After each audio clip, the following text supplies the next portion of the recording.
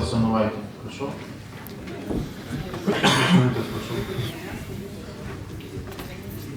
Labas rytas visiems. Nevyriausybinių Klaipėdos organizacijų asociacijos pirmininkė Renalda Sinovaitė. Šių metų rugsėjo 12 mes pateikėme miesto merui Vytautui Grubliauskui prašymą su pasiūlymu pasirašyti bendradarbiavimo sutartį su mūsų organizacija, Klaipėdos piliečiai asociacija. Šis sutartis yra analogiškai sutarčiai kažkada pasirašyti tiek Klaipėdos savivaldybės ir Klaipėdos nevyriausybinių organizacijų informacijos centro. Antrame paaiškinamajame prašyme išdėstėme, kad jau keletas metų buvo mėginama atgaivinti visuomeninę organizaciją Klaipėdos nevyriausybinių organizacijų informacijos centrą, sutrumpintai NICA. Vyko paruošiamieji susirinkimai. Kai buvo išrinkta valdyba su pirmininku, paaiškėjo, kad NICAs yra registrų centro likviduojamas.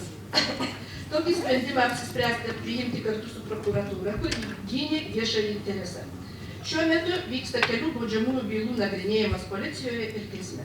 Kadangi visos susirinkusios organizacijos buvo pasiryžę bendrai veiklai, valdybos susirinkime buvo nuspręsta NICA įregistruoti kaip naują organizaciją, kad išsaugoti tęstinumą.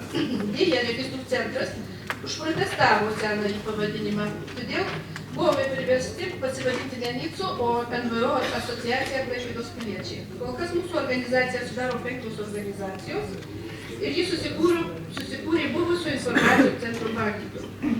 Dabartinis asociacijos veiklos tikslas yra vienyti atstovauti Klaipėdos nevyriausybinės organizacijas, skatinti Klaipėdos miesto bendruomenės kūrimą ir siekti demokratinės pilietinės visuomenės plėtros. Tuo pagrindu ir pateiktas savivaldybei bendradarbiavimo sutarties pasiūlymas. Kaip pradinė veiklos sritis buvo pasirinkta komunikacijos vystymas tarp NVO asociacijos Klaipėdos piliečiai ir savivaldybės įstaigų. Lapkričio 25 gavome atsakymą apie sprendimą nepasirašyti sutartį su mūsų organizacija.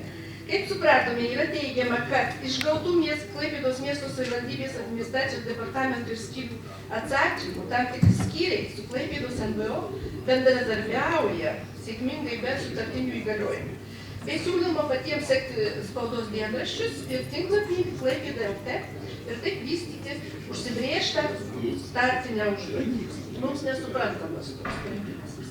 Esame įsitikinę, kad skyriai beveik nebendradarbiauja su pagrindinėmis realiai veikiančiomis Klaipėdos NVO arba bendradarbiauja tik su atitinkančiomis tam tikrus mums nežinomus reikalavimus.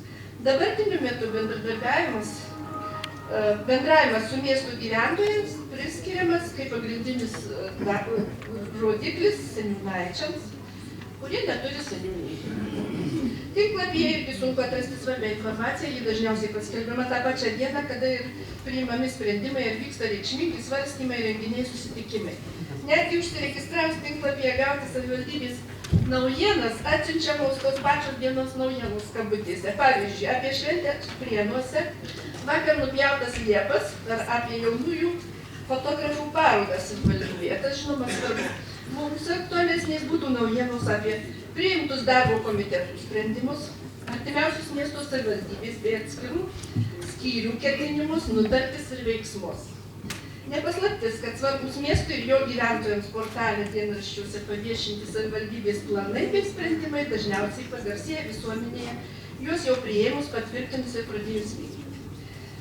Klaipėdos miesto strateginio plano pirmojo prioriteto 3 skyriaus 3 uždavinys yra sudaryti sąlygas miesto organizacijoms ir miestiečiams aktyviau dalyvauti miesto valdyme, plėtoti tarp savivaldybinį bendradarbiavimą. Kituose šio pirmo prioriteto punkto uždaviniuose kalbama apie gyventojų dalyvavimo miesto valdyme analizės, numatomas diegiamas priemonės, skatinančias nevyriausybinių organizacijų koalicijų dalyvavimą. Visą tai vyko Klaipėdos nevyriausybinių organizacijų bendradarbiavimo taryba, kuri nežinia, kas yra. Esame prašę raštu į Klaipėdos miesto savivaldybės administraciją informuoti apie tai, kaip vykdoma ši labai svarbi visuomenės strateginio miesto planų dalis. Administracijos direktorė, ponė Simonavičiūtė, meras buvo atostogose, atsiuntė atsakymą, kuriame informavo, kad darytina prielaida, jog šiuo metu aktyvi Klaipėdos NVO bendradarbiavimo tarybos veikla nėra vykdoma. Nors periodiškai kas 2-3 metus yra atliekamas gyventojų dalyvavimo miestų valdyme analizė. Ačiū, labai 5 minutės. Taip, esame nemaloniai nustebinti nenoru bendradarbiauti ir ilgų 2 mėnesių atsirašinėjimo. Iš šio fakto sprendžiame, kad savivaldybė ignoruoja nepriklausomas miestų nevyriausybinės organizacijas, užmiršdama ne tik miesto strateginį planą, bet ir tai, kad šios organizacijos yra ir jų darbdavių tarpe. Ačiū. Dėkui. Kolegos, kviečiu pradėti.